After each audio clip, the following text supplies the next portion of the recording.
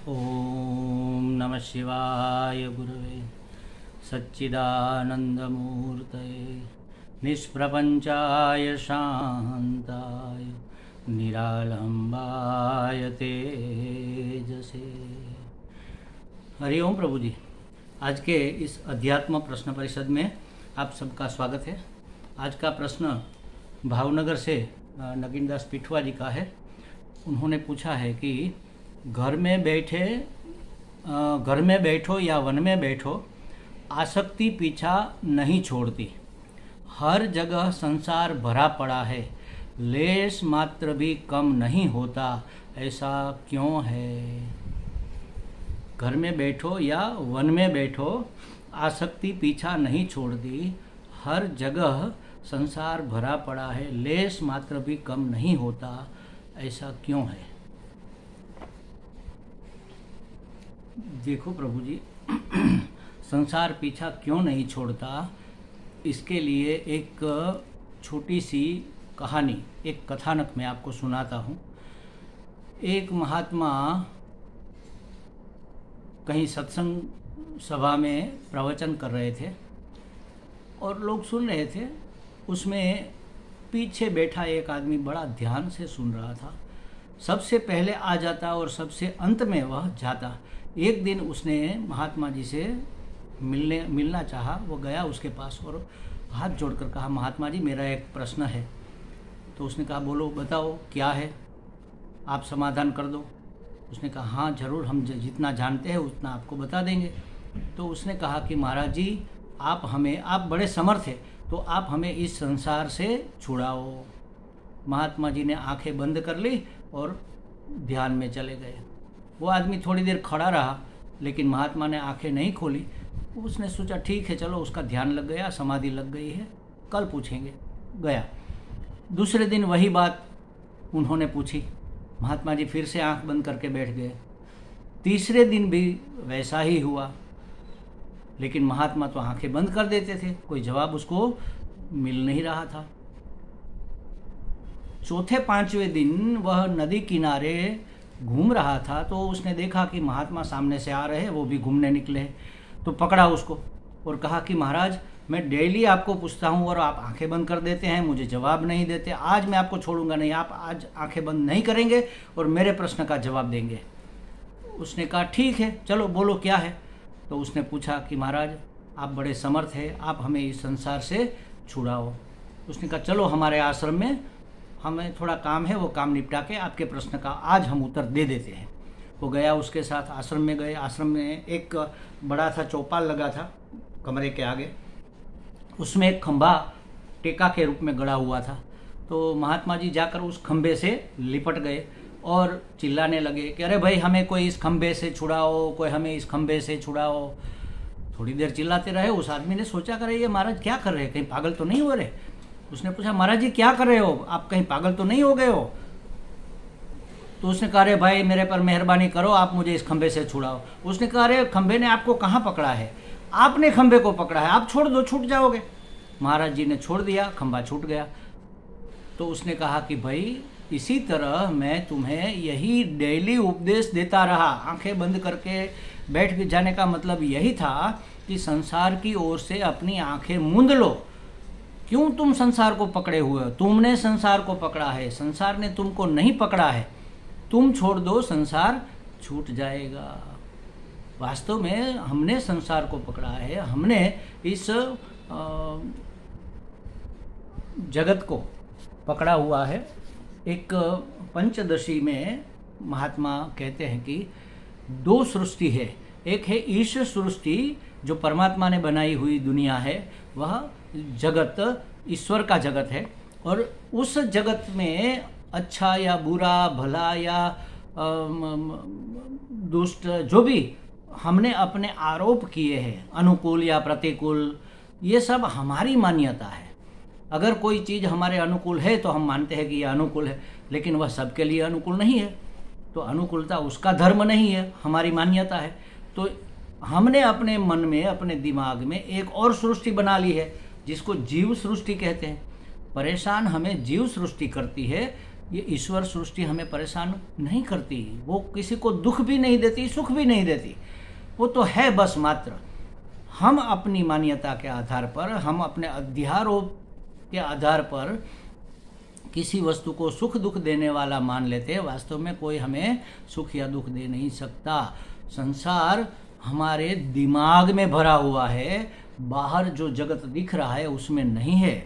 तो आपने कहा कि घर में बैठो या वन में बैठो आसक्ति पीछा नहीं छोड़ती। कैसे छोड़ेगी?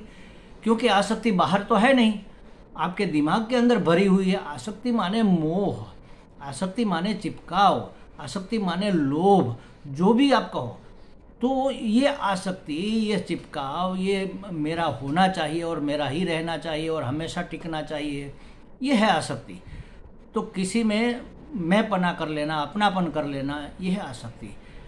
उसके लिए कोई कामना मन में गढ़ लेना, ये है आसक्ति। तो ये आसक्ति तो हमने की हुई है, वह कैसे छूटेगी? चाहे जंगल में जाओ, चाहे दरिया की तह तक जाकर जल में समाधि लगा दो, वह नहीं छूटेगी। एक महात्मा, हमारे पुराण में कथा आती है, बहुत बड़े बहुत अच्छे महात्मा, बहुत बड़े साधक, बहुत बड़े सिद्ध महात्मा जल में समाधि करते थे, जल में बैठे डुबकी लगाकर समाधि करते थे। और एक दिन क्या हुआ कि बड़े ब्रह्मचारी थे और बड़े निष्ठ थे अपने ब्रह्मपने में। एक दिन उसने आँख खोलकर देखा तो एक मत्स्य युगल को मिथुन करते हुए देख लिया और उसके अंदर काम वासना का संचार हो गया। बाहर निकले और गए राजा के पास कि भाई मुझे तो शादी करनी है, और शादी की उन्होंने, कई बच्चे भी पैदा किए। फिर उसको याद है, अरे एक मीन का मिथुन देखते हुए भी यह दशा हो गई मेरी, अरे हमने क्या कर लिया। उसमें मछली का क्या दोष था भाई?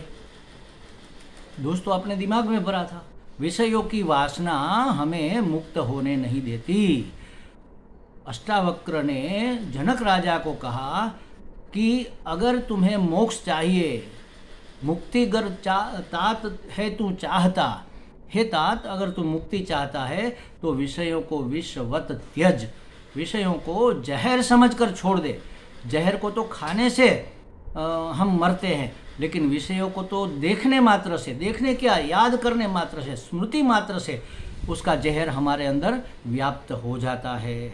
तो घर में बैठकर आप विषयों की वासना करते रहो, सोचते रहो, या जंगल में, आसक्ति आपकी छूटेगी कैसे? हर जगह संसार भरा पड़ा है, कहीं संसार नहीं भरा पड़ा है, सिर्फ आपके दिमाग में भरा पड़ा है। एक चुटकुला मैं आपको सुनाता हूँ। एक आदमी गया डॉक्टर के पास, उसने कहा डॉक्टर जी मुझे पूरा शरीर जहाँ भी मैं टच करूँ मुझे दुखता है, जहाँ भी टच करूँ मुझे दुखता है, जहाँ भी टच करूँ मुझे दुखता है, जहाँ भी टच करूँ मुझे दुखता है। डॉक्टर ने कहा अरे भाई ऐसी तो कोई बीमारी होती नहीं, दिखाओ क्या है। उसने देखा, पूरा शरीर चेक किया, कहीं कुछ न मिला। फिर उसने उंगली को चेक किया तो इस उंगली, जिस उंगली से वह छूता था, उस उंगली के ऊपर एक फफोसा हो गया था, वह सड़ गई थी। तो जहाँ भी छूते उंगली में दर्द तो होता ही होता। तो उसी तरह संसार में कहीं पर फफोसा नहीं है, हमारे दिमाग में ये गंदगी भरी पड़ी है। तो जहाँ भी जाओ संसार आपको मिलेगा, संसार भरा पड़ा है। संसार भरा नहीं पड़ा है, हमारा दिमाग भरा पड़ा है। हमारे मन के अंदर जो विषयों की वासना पड़ी है वही हमें दुख देती है। लेश मात्र भी कम नहीं होता। कैसे कम होगा? बाहर से आप चाहे चीज़ें कितनी भी हटाओ, जब तक दिमाग से नहीं हटेगी तब तक हटते हुए भी क्या होगा? आप आंखें मूंद करके बैठे हो, कोई सोचेगा कि अरे ये तो समाधि लगा कर बैठे। हो सकता है कि हम कोई कामना, कोई वासना का चिंतन कर रहे हो, कोई विषय के बारे में सोच रहे हो, किसी भोग के बारे में सोच रहे हो, ये हमारे दिमाग में विचार चलते हो सकता है। ये कैसे कम होगा? जो हमारे दिमाग में भरा पड़ा है उसको अगर हम छोड़ने को राजी नहीं है तो संसार तो हमारा पीछा छोड़ेगा नहीं, क्योंकि संसार हमारे पीछे नहीं, हमारे अंदर भरा पड़ा है। हमारे दिमाग के अंदर, हमारे विचारों में, हमारे ख्यालों में, हमारी मान्यताओं में ये भरा पड़ा है। अगर हमारे एक साधक है, अभी भी है, उसने पूछा कि महाराज जी हमें ये बताओ कि साधक के जीवन की दिनचर्या कैसी होनी चाहिए, उसको क्या करना चाहिए और क्या नहीं करना चाहिए। हमने सुबह में अर्ली इन द मॉर्निंग उठने से लेकर रात को सोते तक की बात उसको बताई कि भाई उसको ऐसे ऐसे रहना चाहिए, ऐसे ऐसे करना चाहिए, और ऐसे ऐसे अपने मन को शांत भी करना चाहिए, उपासना भी करनी चाहिए, अध्ययन भी करना चाहिए, सत्संग भी करना चाहिए, ये खाना चाहिए, ये पीना चाहिए, ऐसे घूमना फिरना चाहिए, हमारा वाणी व्यवहार कैसा होना चाहिए, सब बातें हमने की। उसने कहा हाँ ठीक है ठीक है ठीक है। थोड़े दिनों के बाद पता चला कि उसके जीवन में कोई परिवर्तन नहीं हुआ। हमने पूछा अरे भाई तुमने तो हमें पूछा था। नहीं नहीं हम वो करते हैं। करते तो थे तुम पहले थोड़ा बहुत, तो तभी तो तुमने पूछा, उसमें तुम्हारी रुचि थी तभी तो तुमने पूछा, तुम करते ही थे। लेकिन हमने बताया उसमें से जो तुम कर रहे थे उसमें क्या तुमने एडिशन किया, क्या वृद्धि की, एक शब्द भी जीवन में उतारा नहीं।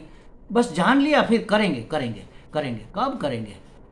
कल करे सो आज कर, आज करे सो अब, पल में परलय होएगा, बहुरी करेगा कब। पता नहीं ये क्षण के बाद क्या होने वाला है। तो हम माहिती एकत्र करते हैं, उसको अपने जीवन में उतारते नहीं है। जब तक हम ये शास्त्रोक्त बातें, गुरु के वचनों को अपने जीवन में, अपने आचरण में, अपने व्यवहार में अप्लाई नहीं करेंगे, लागू नहीं करेंगे, तब तक यह संसार मिटने वाला नहीं है। चाहे जंगल में जाओ, चाहे संसार में रहो, लेश मात्र भी कम होने वाला। वो क्यों होगा कम? हमें कम करना पड़ेगा, हमें उसको छोड़ना है। खंभे को हमने पकड़ा है, खंभे ने हमें नहीं पकड़ा है। हम अगर छोड़ दे तो बात हो गई। हमने मान रखा है कि विषयों में सुख है, विषय सत्य है, सत्यत्व बुद्धि, सुख बुद्धि, ये सब हमारी मान्यता है। स्वामी राम सुखदास जी भी कहते हैं कि माना हुआ है यह संसार, माना हुआ ना माना कर दो, आप मुक्त हो गए। हमने जो जो मान्यताएं बना रखी है उसको ना माना कर दो, आप मुक्त है ही। मान रखा है कि हम बंधन में है, मान रखा कि ये संसार है, मान रखा कि ये संसार हमें परेशान करता है। हम होते हैं, कोई करता नहीं, कोई कुछ कर सकता भी नहीं। तो हमें लगता है नगीनदास जी को कुछ बातें स्पष्ट हो गई होगी। हरि ओम।